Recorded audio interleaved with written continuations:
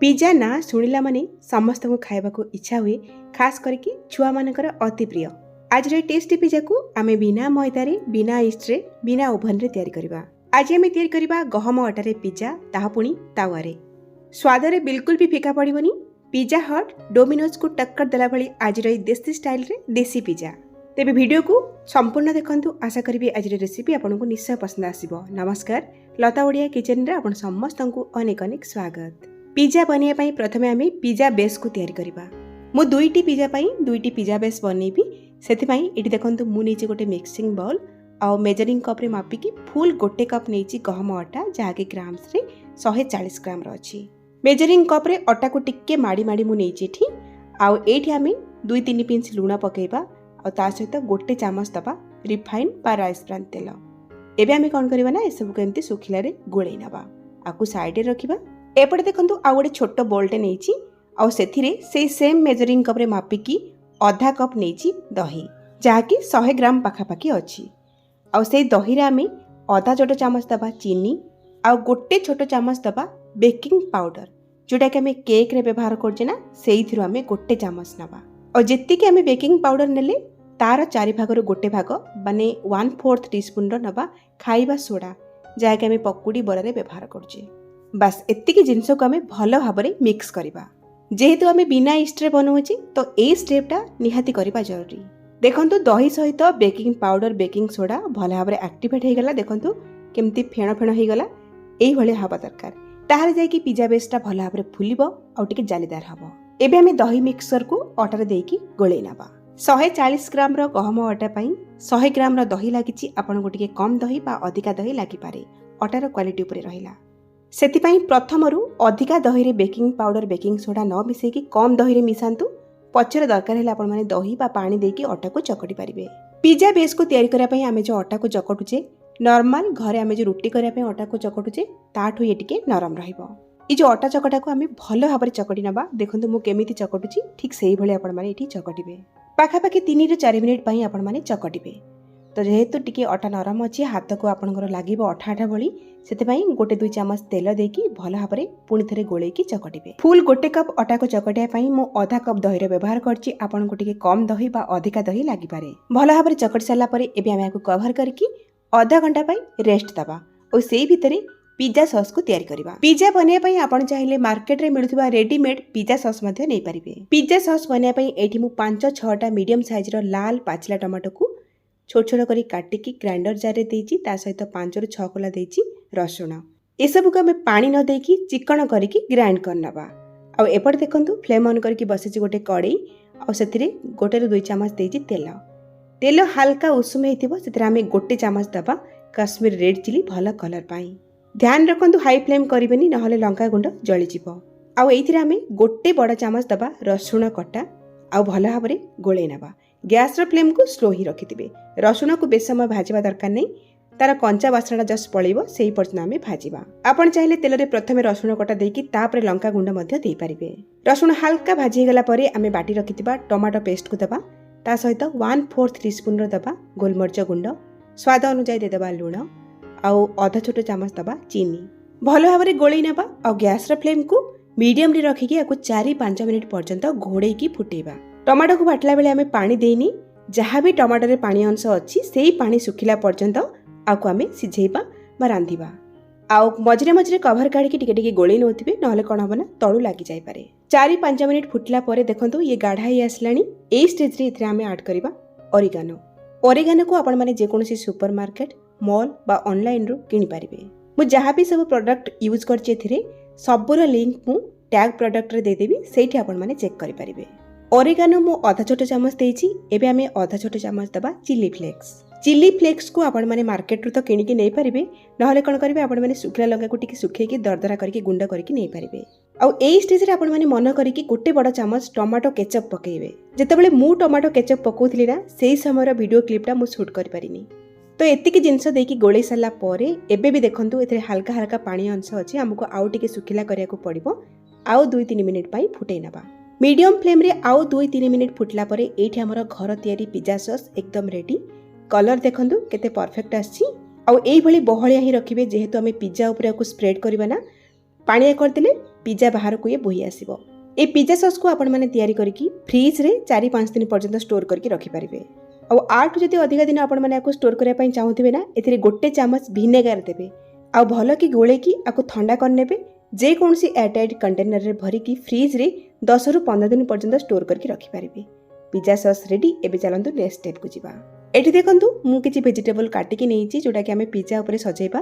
तो ये मुझे छोट साइज रे टमाटो को मंजी बाहर कर देछि आ एई भली छोट छोट करके काटी नेछि स्क्वायर शेप रे। आ एठी देखंतु गोटे मीडियम साइज रो प्याज को स्क्वायर शेप रे छोट छोट करी काटी नेछि। तापर तार पाखुडा गुडा को अलगा कर नेछि।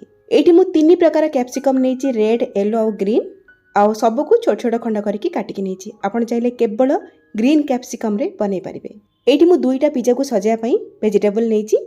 आ एठी देखंतु 100 ग्राम रो पनीर को छोट छोट क्यूब्स रे काटी के नेछि। आ एठी मु नेछि गोटे मुठा सिझा मका। एमिति नुहे कि सजाया पई मु जहा सब वेजिटेबल नेछि आपण सेया ही नेबे। आपण पाखरे जहा भी भीतर वेजिटेबल अछि ना आपण नै परिबे। एठी देखंतु फ्लेम ऑन करके बसिछि गोटे कड़े और सेतरे गोटे चामच देछि बटर जगह रे आपण माने ऑलिव ऑयल बा रिफाइन तेल मध्ये नै परिबे किंतु सोरिष तेल नेबेनी। बटर हल्का गरम हे गला परे काटी रखिथिबा पनीर को दे देबा और सेथिरे 2-3 पिंच लूण पकेकी हमें हल्का हल्का पनीर ऊपर कलर आसला पर्यंत आको भाजीबा। पिज्जा को हमें तावा रे बनाउछे। जदि हमें पिज्जा ऊपर डायरेक्ट परिबा सब पनीर को दे देबा से सिझिबनी टेस्ट भला आसीबनी। सेति पई हमें सब परिबा और पनीर को हल्का टिके भाजी की नबा। पनीर को बिल्कुल भी हार्ड करके भाजीबेनी। बहुत समय हल्का हल्का ए भली कलर आसीबो ना से पर्यंत भाजीबे। पनीर भजा हाई गला आको साइड रे रखिबा। कढ़ाई रे हल्का हल्का बटर अछि सेइथिरे हमें पियाज कैप्सिकम को दे देबा और फ्लेम को हाई कर देबा। हाई फ्लेम रे हमें किछि सेकंड पई भाजीबा जेमति कि हमर परिबा ऊपर हल्का हल्का गोल्डन स्पॉट आसीबो। पियाज कैप्सिकम किछि सेकंड भाजी गला परे हमें टमाटो कटा को दबा और हाई फ्लेम रे आको मध्य आ किछि सेकंड ए सब रे मिसी की भाजीबा। टमाटो को प्रथम रु पकैबेनी नले टमाटो बेसी सिझिजिबो सेतिरु पानी बाहरी आसीबो। ध्यान रखंतु परिबा को अधिक समय भाजीबेनी बा सिझेइबेनी और कलर चेंज हबा कथा नुहे। केवल 30 रु 40 सेकंड पई भाजीबे। हल्का हल्का ए भली कलर आसला पर्यंत ही भाजीबे। ये भाजी हे गला आको साइड रे रखिबा। आ एपटे अटा रेस्ट करिबार आधा घंटा हे गलानी। एबे हमें कवर काढिकी अटा को आउ गोटे 1.5 मिनिट पई भला भाबरे चकटी नबा। तो देखंतु अटा को टिके चकटी साला परे केतिकी सॉफ्ट हेज म आपन को देखौची। देखंतु ए भली ही रखिबे। ध्यान रखंतु अटा चकटा 8 रु अधिका नरम बा 8 रु अधिका टाण हबा कथा नुहे। अटा को भला भाबरे आउटिके चकटी साला परे एबे हमें अटा को कोन करबा ना दुईटा पोर्शन रे भाग करनबा। माने गोटे पिज्जा बेस बनाया पई आपन को पाखापाखी 70 ग्राम रा अटा लागि जिवो एठी। आ गोटे भाग अटा चकटा को हाथ रे नबा ए भली चिकण करके गोल करनबा जोथि पई कि पिज्जा बेस रो चारि पट फाटिबनी बा क्रैक आसीबनी। आ बेलना पटा ऊपर अल्प किछि सुखिला अटा देकी हमें आको हल्का हाथ रे बेली नबा।